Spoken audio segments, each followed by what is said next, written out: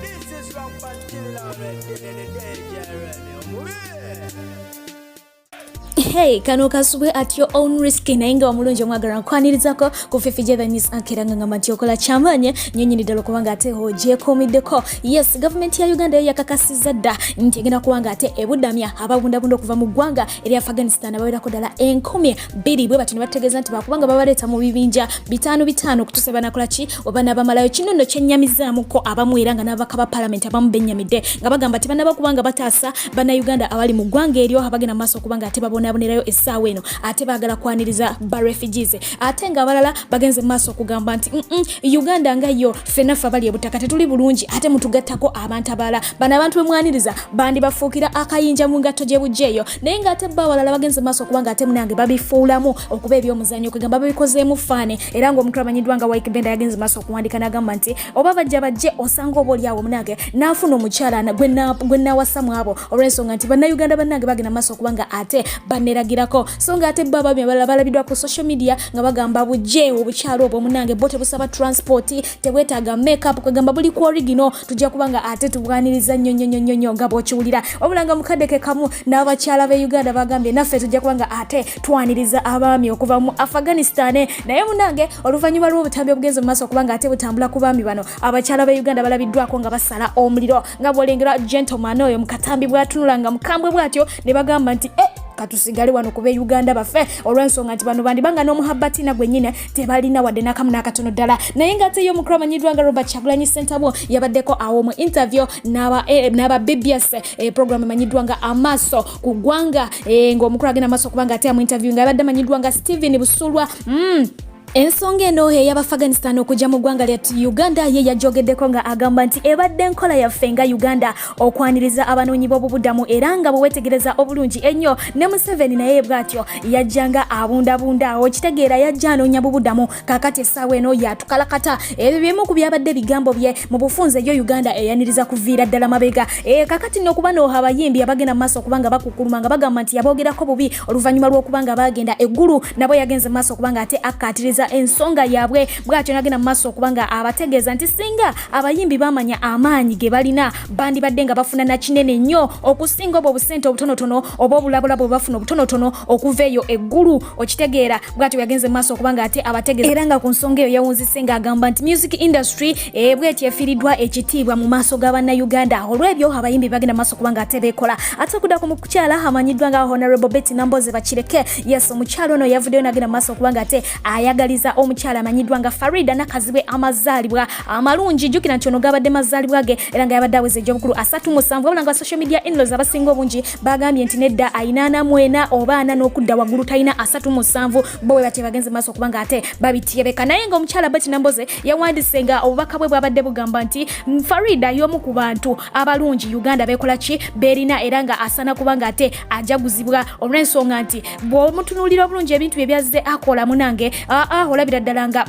mukyala w'amaanyi nnyo nnyini ddala tetuganye obutonotono obwo tebwebulizaayo nga bw'omanyi nti abantu tebabeera perfect era nga ne Farida naye obutonotono obwo mwebuli naye era still ku lw'ebirungi byazze akolera eggwanga lye oba ensi ye munange bituziba amaaso n'obeera nga n'obwo obutonotono bw'atatuukiridde ng'omuntu bukola ki bukubula mu bufunze n'agenda mu maaso okubanga ate amwagaliza amazaalibwa amalungi n'amusabira abeere nga ate awangaala twongere okubanga munayi keeki tuzisala era nga ne Spark TV oba giyite NTV yagenze mu maaso okubanga ate emusalira keeki oba emusalisa keeki oba emugulira keeki nga bw'obirabye omukyala amanyiddwa nga Mary Flavia Namulindwa naye olunaku olwaleero mazaalibwa ge era nga ye awezeza 32 kaakati muddaawo mukaane ne keyboard mugambe Fifi nedda tegiri 32 mumweja mmwe gye mwagala nga bulijjo muwakana yes ate ng'okudda ku mukyala wa Monje yes naye olunaku olwaleero ajaganya amazaalibwa ge era nga bba avuddeyo n'agenda mu maaso okubanga ate acaptioninga wali nga amutegeeza nti mama Kikaaba munange simanyi kiki nandibadde wootoli kubanga munange onkoze bulungi nnyo nnyini ddala maama w'abaana oyo gw'olaba bw'atyo n'agenda mu maaso okubanga ate amwagaliza amazaalibwa amalungi naye nga mukaddeke kamu omukulu no mwennyine Monje yafunyeemu kaawo ka interview we yageze maaso okubanga ate ayogera ku mukulu amanyiddwa nga Crystal Panda jjukira nti ababiri bano babadde nga batera bakomparinga nga woolaba bwe batera okomparinga Gravity ku mukulu amanyiddwa nga Geniel Zamba yes yagambye nti ye utamanyi Crystal Panda nga muyimbi wabula amumanyi nga TV presenter naye nga emuleete no music industry ye tamubala nga muyimbi wabula n'ategeeza nti kyasinga kubanga amutegerako ke kamanyiro mu bufunze Crystal Panda alina akachi akamanyiro ebyo bimu ku bigambo mukroyo amanyiddwa ga munjibi yagenze maso kubanga ate akozesa SID eyo ku mukro amanyiddwa nga Crystal Panda okweyongera mu maso n'amawulire gaffe ye mukodomi waffe amanyiddwa nga Dungu Derrick Muite Rickman nono naye yagudde ku kyokya ky'abafanze olunaku olweggulo yagenze maaso kubanga ate yepostingira kapi kyake naye tutegeeza nga bwali muganda wa Yesu olw'ensonga nti yazaalibwa ku lunaku lwe lumu nti balongo ne Yesu bamuzaala ku Christmas naye ku bafanzi be waliwo yagenze maaso kubanga ate ajja ne ka comment akalukinza okuba very simple naye nga ate kali very touching nga kagamba nti how is your husband Sheila mu bufunze nti ono ye mukyala Sheila ye muki ye mwami okusinzira ku mbeera nga bwetambula wabula ono yagenze maaso kubanga ate amuddamu n'amugamba nti kampe omukyala amanyiddwa nga Zuwena ne mutabani we amanyiddwa nga Alpha ekitiibwa sijja kubanga ate nkutyobola otaasiddwa olw'ensonga nti yagenze maaso okubanga ate atekako caption eyo profile pic ye yabadde ataddeko ekifaananyi kya Bebe Cool omukulu we bwati bwe yagenze maaso okubanga amukola ki amusonyiwa songa ate y'omukyala amanyiddwa nga Oliver Nakakande ngono yaliko Miss Uganda bwatyo naye yagenze maaso kubanga ate aposting ekifaananyi ekyo kyolengera ku Twitter n'ayongerezaako caption yeetegeeza bannayuganda nti gwe wenna alaba ekifaananyi kino ne comment yakyo nkusaba ngambiraako Uncle Gashumba ajje wano tubeere nga ate tumingolinga oba tumikisinga omuganda n'omuki n'omuvandimwe tubeere nga tukola kye bayita akatogo Uncle Gashumba era yazze n'abeera nga musanyufu muzibu ku nsonga eyo so nga ate ba social media in-laws ekintu bakitute ku ddala eddala bwe bagenze maaso kubanga ate bamutegeeza nga bwe yeepikira omukulu oyo amanyiddwa nga Uncle Gashumba tokimanyi bulungi nnyo nti omwami oyo tannatulaga maama wa Sheila Gashumba muto naye nga embeera bwe tuyimidde eside eyo okudda ku mukyala amanyiddwa nga Cinderella Baby yes ono ba social media in-laws baze bamukalakata enkya n'eggulo nga bamutegeeza nti ali lubuto naye nga abagamba nti si lubuto ndi muntu mukulu olubuto erunaabaamu kasa lukula ludda mu maaso mujja kukola ki mujja kululaba ate era nja kubagamba nti ddala ndiki ndi lubuto nga mufunze yeekangabiriza mu ngeri emu oba endala naye munange waliyo abagenze maaso kubanga ate bamusalako ne bamujjako ka interview awo ne bagenda maaso okumukazaakaza era kyeddaaki yamaze nakkiriza n'ategeeza nti ali lubuto era nga gali mu kubagamba nti olubuto lwo lwa myezi 5 wabula nga atutegeezezza nti tali ready kumanya oba mwana muwala oba mulenzi ayagala ebeere surprise yenna gw'anaaba azadde gw'anaaba atuleetedde era nga atutegeezezza nti agenda kubanga atubulamuko katono okutuusa wanaamala ensonga ezo ate oluvannyuma akomewo okudda ku mukyala amanyiddwa nga Natalia Ozzy yes ono alina akashaawo kusanyuka TV akamanyiddwa nga Morning Express mwe yakyaliza senga senga ono n'agenda mu maaso okubanga atutegeeza nti alina abaami aba boda batera okubanga ate anyumyako nabo nga bamubuulira biki bye bafunye mu boda zaabwe ze bavuga wabula ne bamutegeeza nti tebakomye kubanga bavuga boda zokka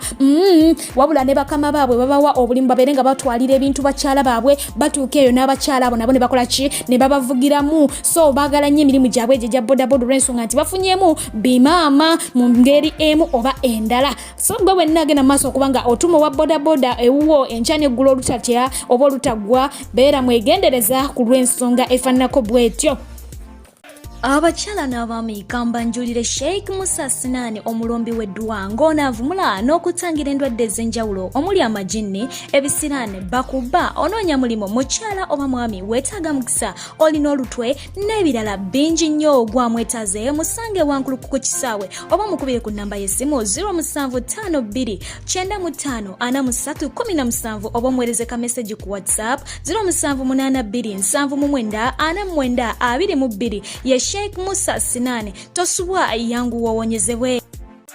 nzikiriza mbere ngate kutusako mukramanyidwa nga Kabingo ono Zara yesenego wabula ngate awangalira mu Europe era nga ye content creator wa TikTok eyasokedde ddala okuba ngate hitting 100 million followers mu ggwanga erya Europe wabula ngate mu nsi yonna yakutte kyakubiri oba ali mu kifo kyakubiri ndowooza embeera ogirabye nga bwefaanana bebamu ku banene ba TikTok mu nsi yonna ali mu kifo kyakubiri ate nga mu Europe yakutte ekifo ekisokerako ddala ku TikTok wali wonna okudda ku mulungi waffe amanyidwa nga Spice Diana muyite namukwaya Hajala gonna gage yes ono y'omu ku baserebu bafa wasingide ddala okubanga ate babonabona ne ba social media in-laws olw'ensonga ati bagenda maaso okubanga ate baba criticizing mu ngeri emu oba endala omukyalo ono naku regular ageze maaso okubanga ate apostinga ekifaananyi kyekyo kyolengera n'atugamba nti labayo bulungi gwe okitegeera ba social media in-laws ne bamutandika ono yamugambye it's just makeup and editing nothing else no cuteness at all come natural and make the volume clear bwati bwe yamutegeezeza nti yakyeditinze ne makeup so muto bwaba yagala bamuyite cute ajenga ali nacho ono nagamba nti I wish you knew how your fans are more cuter than you with just light makeup on them you would be posting their pictures instead bwati nayongera ko nagamba nti your music is to die for as a must bwati we yamkakasiza nti singa kimanyi nti abawagizi be bamusinga n'obulungi ebifaananyi byabwe byandibaddenga postinga buli saawa nga bo balina kuna ka makeup katono nga tebetise mugugu gwa makeup okitegeera bwati nagenda maaso kubanga ate amutegeeza nti ngeteeka music we ajja kubanga afa tebatwagala sala mbize batusabireyo ndowooza owulire sala nti ngeteeka music we alina okubanga akola ki afa Yo mulala yagambye nti women who post pictures without makeup are angels, let me take my milk and piss. Bwati bwe yategeezezza nti abachala ba posting ebifaananyi nga tebalina makeup babeera bamalayika, so mundeke n'enywero tutatwange mu mirembe. Omulala ye n'agamba nti let her produce her pics when she's out of the bed in the morning. Nti agende mu maaso okuba nga ate atuwa ebifaananyi bye nga yakazuukuka kumaca ng'ava mu buliri, awo tujja kulaba obulungi bwe. Munnange bangi bagenze mu maaso okuba nga ate bamususa awo naye ng'ate abalala bagenze mu maaso okuba nga munange bamu defendinga. Omukulu amanyiddwa nga Levixson fena gwe tumanyi obulungi ngono muyimbi wa gospel, yes naye asanzemu ku mbeera enzibuzibwawo oluvannyuma lw'okuba nti ennaku zino abadde associating nnyo n'omukyala amanyiddwa nga Nakanwaje Winnie muyite Winnie Nwaje. Yes fena tumanyi Winnie Nwaje y'omu ku bantu abasusibwa ku social media era nga bagamba nti yandibadde mukyala mulungi, yakula bulungi, ayimba bulungi, naye ekizibu kye kyakubanga akola ki akunama. Wabula nga ekitawe yatutegeeza tumuveeko, yabategeeza muveeko mukyala muleke akole byakola ki byayagala. Ne Winnie Nwaje mwenyi nabategeeza nti abamwagala mukole ki mumwagale, abatamwagala mubireke. Yes omukyala ono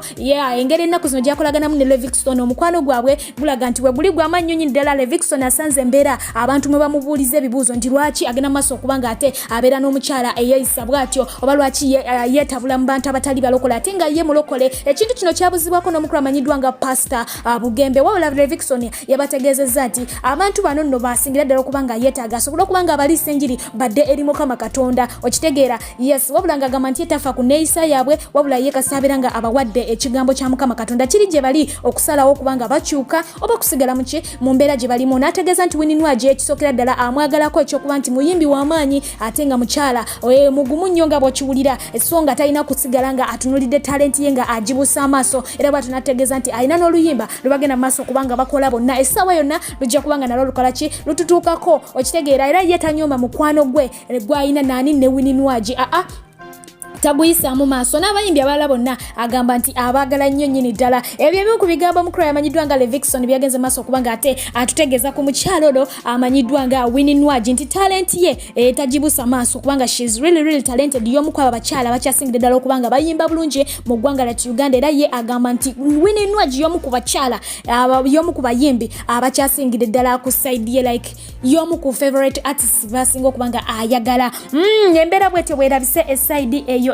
naye nga ngenda kubanga mbasibula, sigenda kubanga nerabira okukoona ku bantu bange. Omukulu amanyiddwa nga George okuva e Japan ne Rama okuva e Japan, mwebale nnyo mwebalire ddala. Yes banyinaze okuli Innocent okuva wali e USA, ate Robert okuva e Qatar ne Joel Jose okuva e Canada, mbagala nnyo nnyini ddala. Yes omukulu amanyiddwa nga Owen naawe nkulamusizaako namusaako ku mukyala ne Saalongo we, omukyala amanyiddwa nga Naalongo ne Saalongo babusuulwa okuvaawo ewa Abu Dhabi. Mbagala nnyo, mbagalira ddala omukyala amanyiddwa nga Milimili. Yes Nakandi okuva Saudi Arabia, naawe nkutumiddeko nnyo nnyini ddala. Ate nga n'omukyala amanyiddwa nga Rita Mudondo okuvaawo e Dubai, naawe nkutumiddeko. Muli bangi nnyo sisobola kubanga ate mbamalayo, naye ngaawe menyamenyako abatonotono mbasikoze bubi. Kansabe mu ngoyo atakumira mpeera abere nga abankumira mubeere bulungi. Mbagala nnyo, mweraba.